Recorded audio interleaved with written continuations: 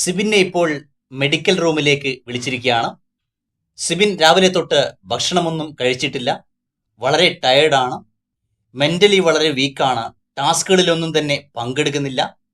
ആരുമായിട്ടും അധികം സംസാരിക്കുന്നില്ല. ഇപ്പോൾ അദ്ദേഹം മെഡിക്കൽ റൂമിലാണ്. സിബിൻ ബിഗ് ബോസിനോട് പറഞ്ഞത്, സൈക്കോളജിസ്റ്റുമായി സംസാരിച്ചതിന് ശേഷം എന്തെങ്കിലും ചാൻസ് ഉണ്ടെങ്കിൽ, 1% ചാൻസ് ഉണ്ടെങ്കിൽ ഗെയിമിലേക്ക് തിരിച്ചു വരും എന്നാണ് സിബിൻ പറഞ്ഞത്. പക്ഷേ സിബിന്റെ ഇപ്പോഴത്തെ അവസ്ഥ കാണുമ്പോൾ ഷോ കിറ്റ് ചെയ്തു പോകാനുള്ള സാധ്യത വളരെ കൂടുതലാണ്. സിബിൻ പുറത്തു പോകാനുള്ള യഥാർത്ഥ കാരണം ബിഗ് ബോസിന്റെ മേക്കേഴ്സ് തന്നെയാണ്. കാരണം വളരെ മികച്ച രീതിയിൽ ഗെയിം കളിച്ച സിബിന് യാതൊരു പരിഗണനയും ബിഗ് ബോസ് നൽകിയില്ല. കാരണം സിബിൻ വരുന്നത് വരെ അവിടെ എന്താണ് കണ്ടന്റ് ഉണ്ടായിരുന്നത്? ജബ്രികൾ, പിന്നെ ജാസ്മിന്റെ മൂക്കള, കുളിക്കാത്ത പ്രശ്നം, ഇത്തരത്തിലുള്ള ലോക്കൽ കേസുകളാണ് ബിഗ് ബോസ് വീട്ടിൽ ഉണ്ടായിരുന്നത്.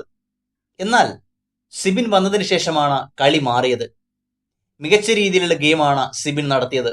എന്നിട്ടും ബിഗ് ബോസിന്റെ യാതൊരുവിധ പിന്തുണയും ലഭിച്ചില്ല എന്ന് മാത്രമല്ല, ബിഗ് ബോസ് സിബിനെ പിന്നിൽ നിന്ന് കുത്തുകയും ചെയ്തു. സിബിന്റെ ഗെയിമുകളാകെ പൊളിച്ചടുക്കി. ഇനി എന്ത് ഗെയിമാണ് സിബിൻ അവിടെ ഉള്ളത്? നിലവിൽ സിബിൻ പുറത്തുപോയാൽ ബിഗ് ബോസിന് അത് വലിയ തിരിച്ചടിയാവും. നിലവിൽ സിബിൻ അത്യാവശ്യം നല്ല രീതിയിൽ ഫാൻ ബേസ് ഉണ്ട്. സിബിൻ പുറത്തുപോയാൽ അവിടെ ജബ്രികളുടെ ഗെയിം തന്നെ വരും. ഹൈജീന്, ജബ്രികൾ, ഇത് തന്നെ വീണ്ടും ഗെയിമായിട്ട് വരും. മാത്രമല്ല നമ്മുടെ സിജോ നിലവിൽ റെസ്റ്റിലാണ്. ഈ വീക്കിൽ സിജോ തിരിച്ചു വരുമെന്ന് പറയുന്നുണ്ട്.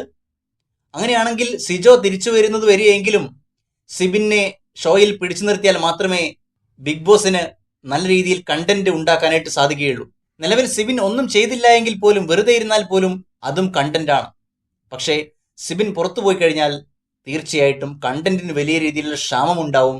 വീണ്ടും ജബ്രികളിലേക്ക് തന്നെ പോകേണ്ടതായിട്ടും വരും.